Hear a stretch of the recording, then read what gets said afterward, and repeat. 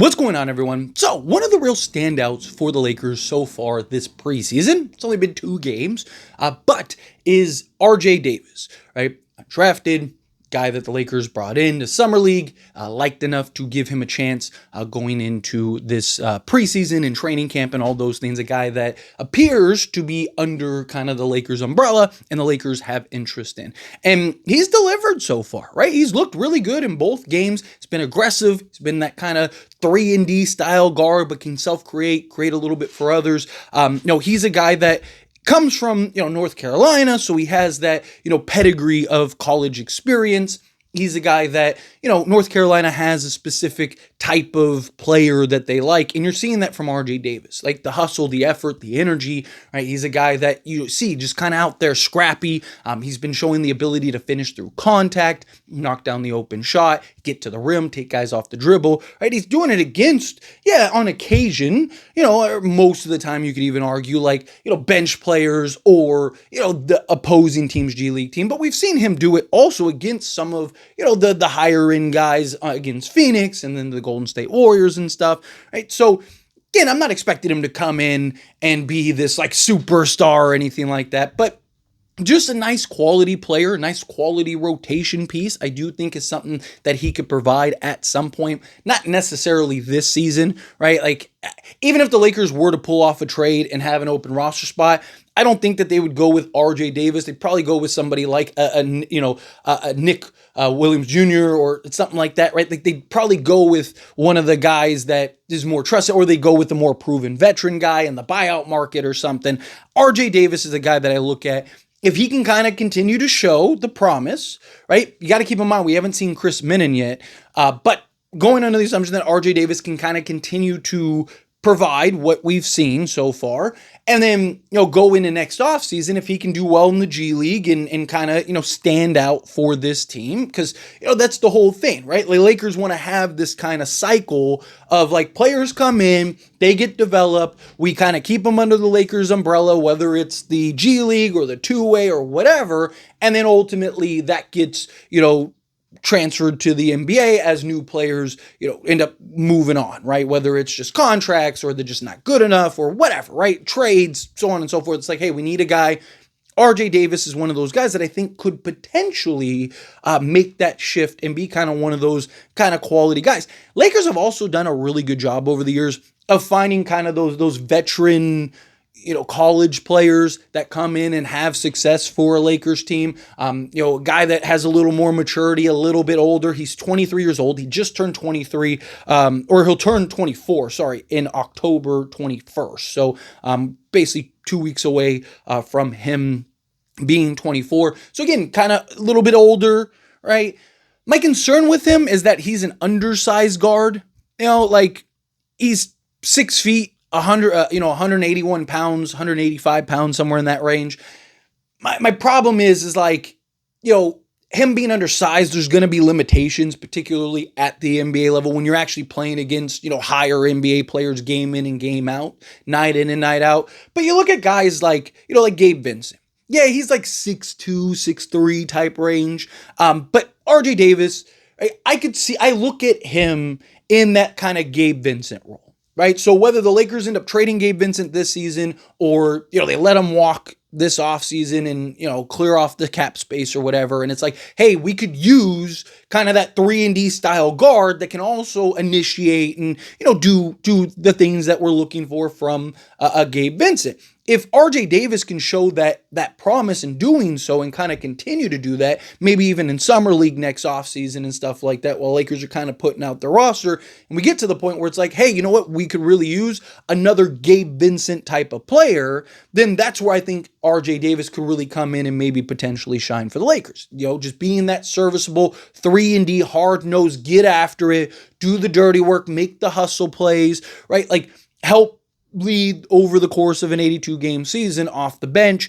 I'm not expecting him to be a 20-point-a-game guy or anything like that, but if he can be, 8 to 10 points, dish out a handful of assists, knock down, the occasional 3, but really just get after it defensively, diving for loose balls, sacrificing yourself for the betterment of the team, right? You need those scrappers. That you need those dirty work guys. You need those guys that understand I'm here to play a role, buy into a role, right? And that's why I think the Lakers have such success with kind of these older college players, because they know, right? Like, teams aren't looking for me at this age to come in and be a superstar, right? They're looking for me to come in, play a role, buy in. There's a little humbleness to it, right? And there's also a level of desperation for players like this. Right? You go undrafted, you go, and you don't get the opportunities, and you have this hope and promise that you want to be a player in the NBA, even just a rotation guy, right? Because again, not everyone has to be a superstar. Not everyone has to be an all-star. Not everyone has to average 20 points. You need guys that balance out and complement your higher-end guys, right? And RJ Davis is a guy that I look at for that. A guy that, I never want to put a ceiling on any of these guys, but realistically talking, he's probably closer to a ceiling than his floor, right? Like, I think there's obviously plenty of room for growth for him, but is he going to be like the guy, like, this is who we need to slot in alongside, Luka Doncic for the next 5 years or whatever? Probably not, right? I mean, maybe. You never know. I mean, he's got the athleticism, but my concern is just, again, the lack of size. But a guy who is your 7th, 8th guy off the bench who's coming in and playing that defensive role for you, doing the dirty work, making the hustle plays, making the occasional reads, right? Being able to play off of Luka Doncic and LeBron James if he's still around next season, or even if he's not, Austin Reeves and Luka Doncic, because if being honest, they're probably not going to get rid of Austin Reeves. But the point is, like, if RJ Davis can come in and kind of just play that role, that's what I talked about when we went and brought him in on the Summer League team. I did my player breakdowns for all these guys and whatnot, and even, going into training camp. And I talked about RJ Davis. I see him in that mold of like a Gabe Vincent. Guy that just comes in, slots in, is going to play hard, is going to do the dirty work. And you need cheap, young talent.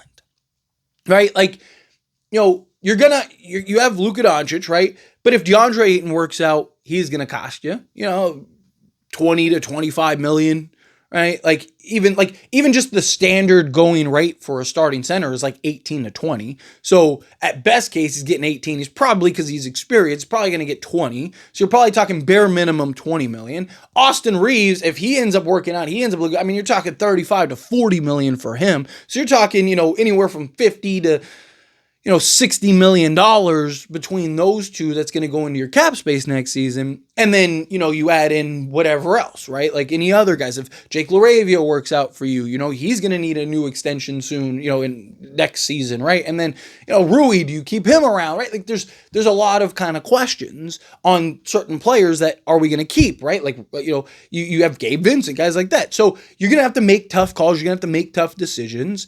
And you're going to need guys that, okay, if we let Gabe Vincent go, do we have anybody that can kind of offset and give us a version of what he's leaving behind, right? And it's like, okay, what about RJ Davis, right? That's where RJ Davis wants to be.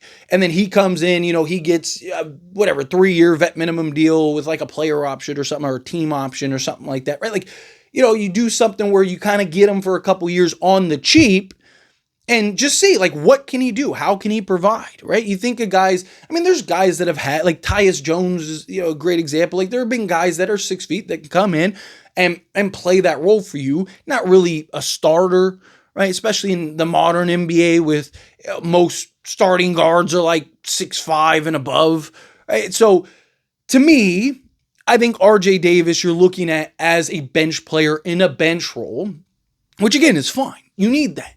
Yes, you need a high-end quality starting 5, but you also need, that bench 3 through 5 for you, right? Like, you need those guys that can come in, play a role, be in the role, even if he's just a rotation guy that, say he's the 9th or 10th guy, and it's like, hey, he's not really going to get minutes in the playoffs for us, but he's a guy that can really help us win some games during the regular season. You need those guys too, right? Like,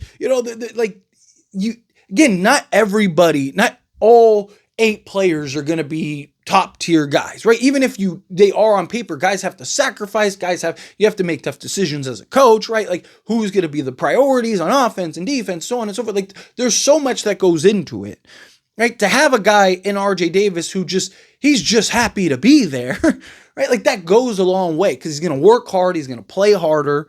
right? He's going to do what is asked of him because he's not going to want to leave, right? He's not going to, we've all know and have seen what happens when guys end up, they fall out with one team and then they never get the chance again. So you're going to have a guy that's hungry and motivated and looking to prove himself, who is going to be happy, just whatever role you need, whatever you need from me, boss, right? Like, I got you, right? Whatever, coach, you put me in, I got you, right? Like, those kind of things are the things that will, I think RJ Davis will really kind of be able to kind of find his footing in, right? Like, you get to that point where, hey, the Lakers organization are asking me to be this. I'm 24, right? I'm going to be that.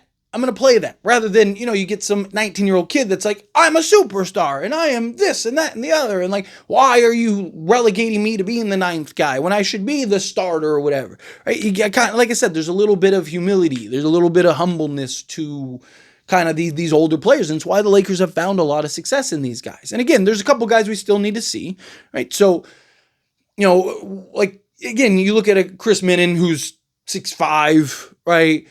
Like, if he can kind of give you the same stuff RJ Davis is giving you, then he probably would be thrusted to the top, right? But the fact that RJ Davis is at least seizing the opportunities that he is given, right? And he is actually showing and balling out with the opportunities he is given. I mean, you got to applaud the young man, right? Like, because again, he's taken advantage of these moments. And he's looked good. And it's, many of us Laker fans are all like, dude, RJ Davis is out there cooking. Like, dude, sign this guy, get this man a shield, right? Like, whatever. Like, you need to do whatever you can to keep this guy, right? So, to me, I just look at the Lakers and RJ Davis as a guy that I think can potentially play a role and be a part of this team for the foreseeable future. But anyway, as always, this is a discussion. I pass a question on you. Let me know your thoughts and opinions down in the comments. That being said, if you haven't liked this video, hit that like button. Helps me out. So we enjoy these types of videos, and I truly appreciate it. Not subscribe to the channel, hit that subscribe button. Turn on the bell notifications. Appreciate y'all. See you in the next one.